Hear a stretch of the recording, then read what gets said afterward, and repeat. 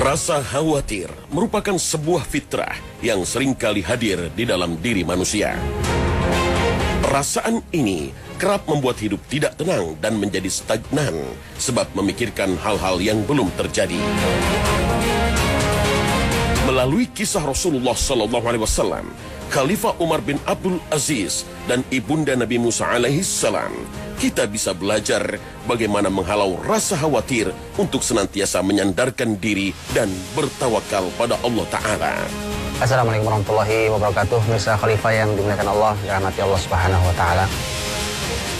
Rasulullah SAW mengajarkan kepada kita sekian banyak doa, diantaranya adalah doa agar kita dilindungi Allah Subhanahu wa Ta'ala dari kesedihan dan kegundahan, kekhawatiran, kegelisahan.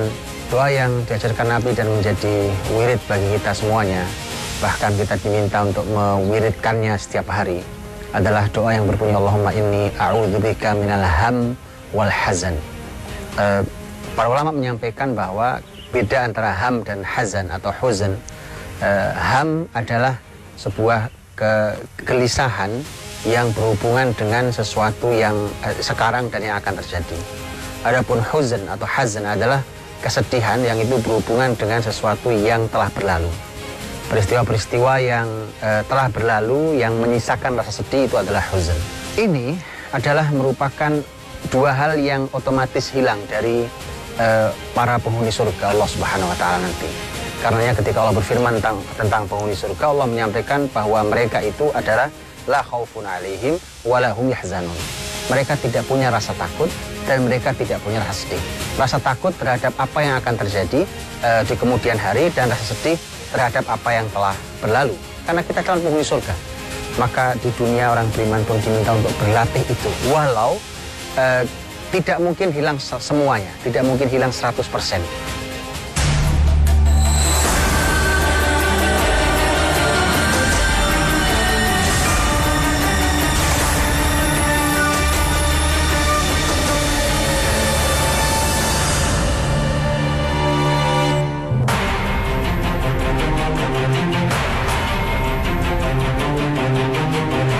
Pemirsa Khalifah, bagi orang tua, anak adalah segalanya. Mereka ingin memberikan yang terbaik untuk anak. Selain rasa sayang yang tercurah begitu besar, kekhawatiran pun seringkali muncul pada diri orang tua. Ya, mereka khawatir terhadap keselamatan hingga bagaimana nanti masa depan si anak. Melalui kisah Nabi Musa alaihissalam dan Khalifah Umar bin Abdul Aziz, kita bisa belajar mengatasi kekhawatiran kita kepada anak.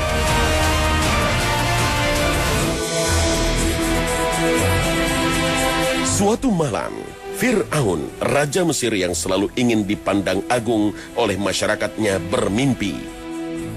Ada api yang berkobar dari arah Baitul Maqdis, membakar rumah-rumah bangsa Mesir, kecuali rumah-rumah Bani Israel.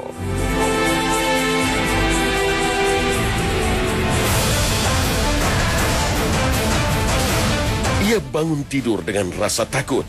Fir'aun pun langsung mengumpulkan ahli nujum untuk menafsirkan mimpinya.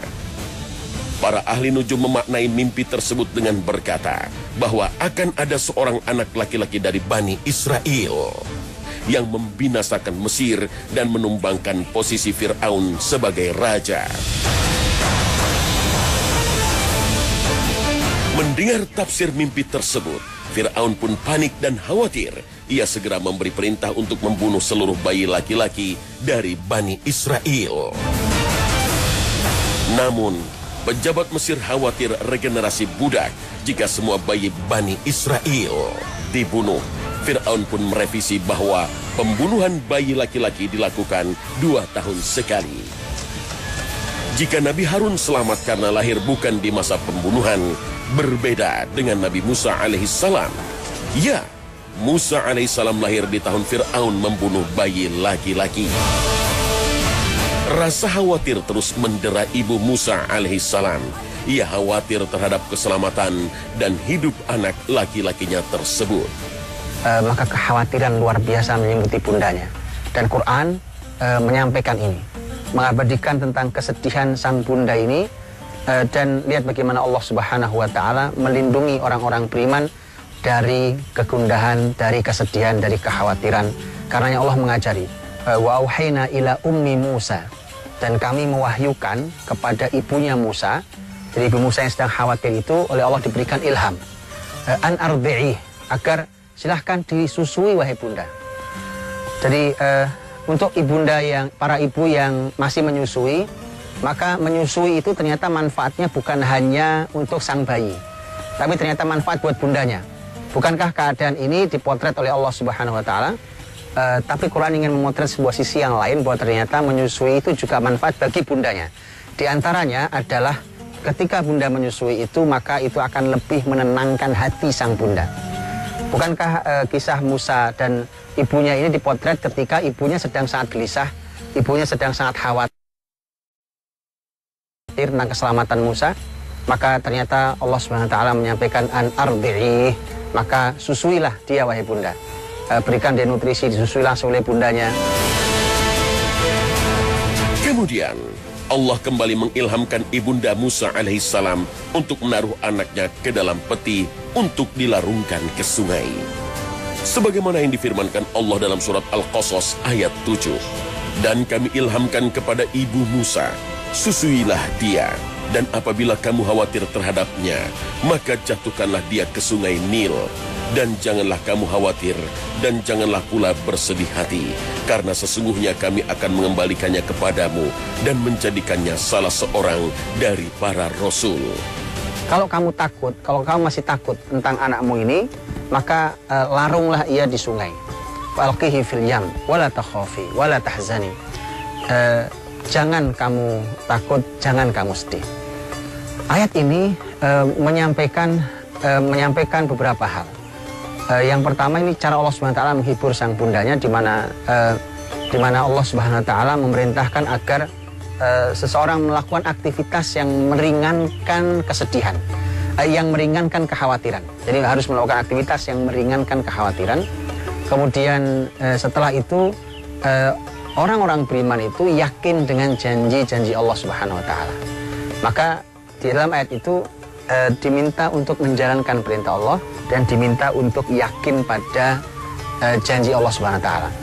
Menjalankan perintah Allah adalah falqihi fil yam, maka larunglah dia di sungai. Secara logika sebenarnya tidak masuk, karena logikanya kalau seorang ibu takut pada keselamatan anaknya akan dipeluk erat-erat, makin takut makin dipeluk erat. Tapi karena ini perintah Allah, maka dijalani saja. Walau dia bertentangan dengan logika manusia, tapi yang paling benar pasti adalah perintah Allah SWT. Maka justru diminta untuk dilepaskan, bukan dipeluk, dilepaskan. Justru di sanalah nanti adanya keselamatan sang anak. Kemudian dihibur oleh Allah dengan kalimat-kalimat wahyu. Maka wala takhafi, wala tahzani, jangan takut, jangan sedih. Penting kalimat-kalimat itu untuk disampaikan. Inna radduhu ilaik, kami akan mengembalikan ia kepadamu wahai bunda. Itu janji Allah SWT. Jadi percaya pada janji Allah Subhanahu wa Ta'ala. Dari kisah ini, kita bisa mendapatkan pelajaran bahwa sebagai orang beriman, seharusnya semua masalah, kekhawatiran, dan kegelisahan dikembalikan kepada Allah Subhanahu wa Ta'ala. Percaya bahwa Allah Subhanahu wa Ta'ala sudah punya rencana terbaik dan akan melindungi umatnya yang beriman.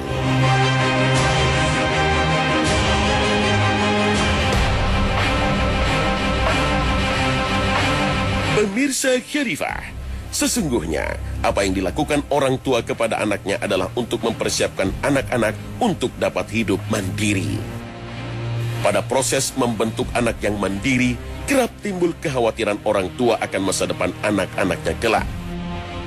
Terutama saat orang tua tidak lagi bisa menjaga dan membimbingnya, maka tak sedikit orang tua yang menyiapkan begitu banyak harta untuk anak-anaknya.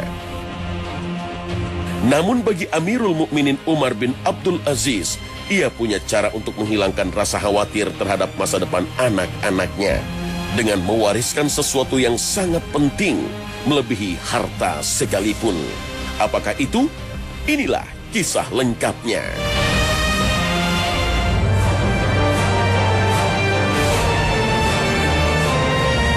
Umar bin Abdul Aziz adalah seorang khalifah yang terkenal bijaksana, terutama dalam memakmurkan masyarakatnya.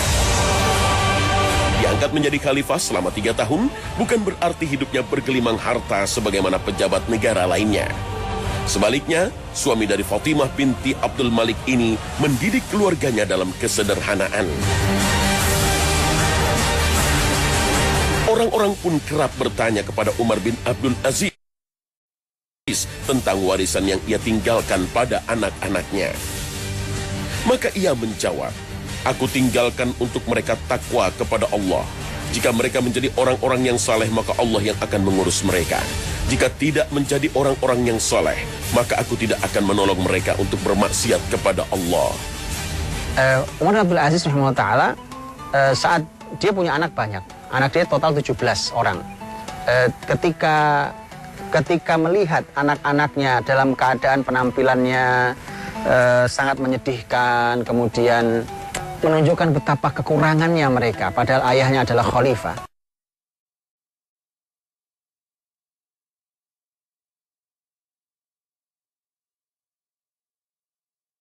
Maka Umar bin Abdul Aziz juga menangis. Menangis, orang tua.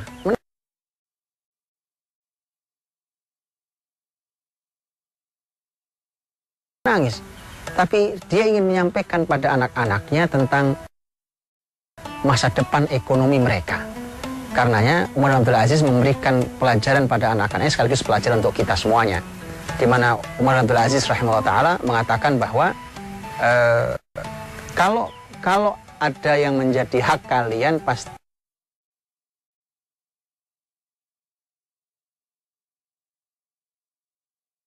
ayah sampaikan pada kalian. Artinya kalau ini bukan hak kalian, tidak sampai pada kalian. Ayah tidak mungkin memberikan kalian yang bukan menjadi hak kalian, menzalimi orang. Kemudian beliau mengatakan bahwa, kata beliau, tidak usah khawatir, karena Allah Subhanahu wa ta'ala berfirman, "Inna waliyallahu alladzi nazzala al-kitaba wa huwa yatawallas shalihin." Sesungguhnya waliku adalah Allah yang menurunkan Alkitab, yang akan mengurusi dan membela, menolong orang-orang yang soleh. Ini berarti keyakinan lagi. Keyakinan lagi. Sepanjang ayahnya, bapak ibunya adalah orang-orang yang soleh, anak-anaknya adalah anak-anak yang soleh dan anak yang baik, maka kapanpun ayah ibunya tiada, kalau meninggal lebih dahulu, maka anak-anaknya langsung diurusi Allah Subhanahu wa ta'ala. Dan manakah yang lebih baik? Kita diurusi oleh Allah atau diurusi oleh manusia yang sangat terbatas kemampuannya? Itu tentu tidak ada bandingannya. Dan amal soleh yang diwariskan Umar bin Abdul Aziz kepada anak-anaknya pun terbukti beberapa tahun setelah kepergiannya. Karenanya begitu Umar bin Abdul Aziz meninggal, maka sejarah menyebutkan anak-anak Umar bin Abdul Aziz yang tadinya berkekurangan, mereka kelak menjadi donatur-donatur besar. Mereka bersodakoh dengan angka yang besar-besar, menunjukkan bahwa mereka diberikan Allah melimpahnya harta yang halal. Seusai peristiwa Perang Uhud, di mana kemenangan jatuh pada tangan pasukan kafir Quraisy, saat itu umat muslim berada pada kondisi amat letih. Hampir seluruh tubuh mereka terluka. Bahkan Rasulullah SAW mendapati gigi serinya pecah dan tangan kanannya terluka akibat menghalau serangan musuh. Kemenangan mutlak yang diraih kafir Quraisy ini rupanya membuat umat muslim bersikap siaga dan berantisipasi. Pasukan muslim pun mengejar pasukan kafir Quraisy sebab khawatir pasukan kafir Quraisy akan membinasakan umat Islam sampai ke akar-akarnya. Maka Nabi khawatir saat itu. Kekhawatiran Nabi adalah jangan-jangan mereka ini tidak pulang ke Mekah, tapi mereka nanti jangan-jangan hanya bergerak ke arah Mekah, kemudian nanti mereka akan bergerak malah masuk ke kota Madinah, kemudian menyerang masyarakat Madinah, padahal pasukan muslimin sedang konsentrasi di wilayah Uhud yang jaraknya dari kota Madinah saat itu sekitar 3 km. Maka Nabi SAW mengajak para sahabat untuk mengejar mereka, dan terjadilah peristiwa yang dalam sejarah Nabi SAW dikenal dengan Hamraul Asad. Maka dikejarlah yang posisi Hamraul Asad tidak terlalu jauh dari kota Madinah ke arah Mekah. Dan orang-orang Quraisy ternyata sudah lebih dahulu, lebih jauh bergerak ke arah Mekah. Orang-orang kafir Quraisy berhentinya di arah lebih ke depan lagi, yaitu sudah arah ke Mekah. Kemudian ada rombongan dagang yang melewati kedua kumpulan itu, yang satu kumpulan muslimin bersama Rasul, yang satu kumpulan orang-orang kafir Quraisy. Pada saat itu pasukan Quraisy yang sudah datang lebih awal rupanya menitip pesan lewat rombongan pedagang. Pesan yang berisi ancaman yang ditujukan pada umat muslim itu segera disampaikan kepada Rasulullah Sallallahu Alaihi Wasallam. Al-Quran mengabadikan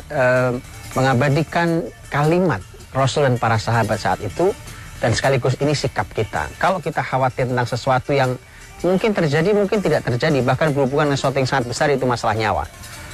Lihat ayatnya mengatakan, alladzina qala lahumun nasa innan nasa qad jama'u lakum fakhshawhum fazadahum imana wa qalu hasbunallahu wa ni'mal wakil.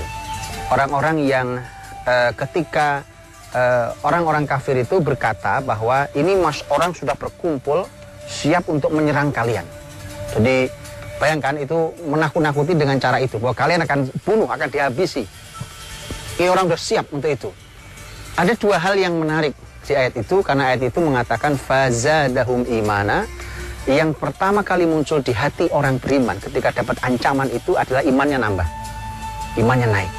Nah, iman yang naik itu menunjukkan bahwa betapa dia sangat percaya bahwa takdir Allah. Ini hikmah dari iman pada takdir, bahwa mau ancaman sebesar apapun, mau itu konspirasi sebesar apapun, mau itu makar yang bahkan bisa menghilangkan gunung sekalipun, tapi kalau di sana tidak ada nama kita yang bakal celaka, maka tidak akan pernah celaka.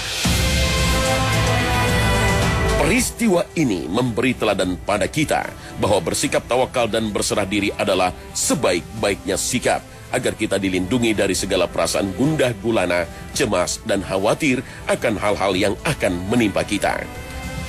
Dan berserah diri merupakan kunci umat muslim untuk menambah kadar iman dalam diri mereka. Nah, ketika Nabi dan para sahabat di Hamraul Asad itu diancam, yang keluar kalimatnya adalah, yang pertama muncul dalam diri mereka bukan kekhawatiran sampai membuat mereka susah untuk bergerak, bersikap, tidak. Tapi yang muncul adalah fazadahum imana, maka bertambahlah iman mereka. Justru menambah iman mereka. Begitu sudah bertambah iman, yang keluar di lisan jadi indah sekali. Indah sekali, karena kalau dia muncul dalam dirinya adalah ketakutan demi ketakutan, kekhawatiran demi kekhawatiran, maka yang keluar di lisannya pasti berbagai macam hal yang menunjukkan dia sangat khawatir, sangat khawatir. Bahkan mungkin masalah yang sebenarnya kecil menjadi masalah besar di lisannya. Tapi kalau yang muncul adalah imannya, maka kemudian muncul kalimatnya, hasbunallah wa ni'mal wakil. Ini kalimat penting, hasbunallah wa ni'mal wakil. Kalimat ini dibaca oleh Nabi SAW dan para sahabat ketika mereka memiliki rasa khawatir dan rasa takut bahkan tentang keselamatan jiwa mereka. Hasbunallah, cukuplah Allah. Jadi kalau ada orang mengancam, itu cukup, kita punya Allah SWT. Nggak usah khawatir, kita punya Allah. Wa ni'mal wakil, dan dia adalah sebaik-baik yang akan melindungi dan menolong kita.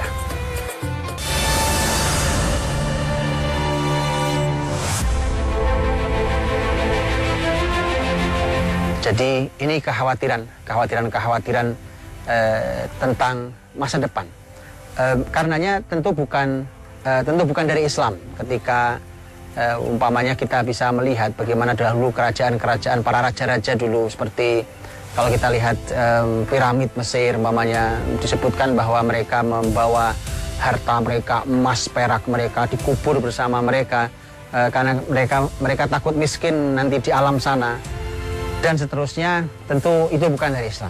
Karena orang sudah meninggal, sudah selesai, tidak ada harta yang dibawa, tapi yang dibawa adalah amal manusia itu. Karenanya, mari kita berlindung pada Allah SWT dari kekhawatiran ini, dan telah diberikan panduan oleh Allah dan Rasulnya bagaimana menyikapi masa depan, bagaimana menyikapi peristiwa hari ini, yang kegundahan itu mungkin saja terjadi, tapi orang beriman tidak boleh larut dalam kegundahannya, tidak boleh larut dalam kekhawatirannya, karena kita punya Allah, kita memiliki Rob yang maha segalanya, maka bersandarlah pada yang maha kuat, kita akan menjadi orang yang paling kuat. seperti kalimat Rasul, orang yang paling kuat adalah orang yang paling kuat tawakalnya. Wallahu a'lam bishawab. Assalamualaikum warahmatullahi wabarakatuh.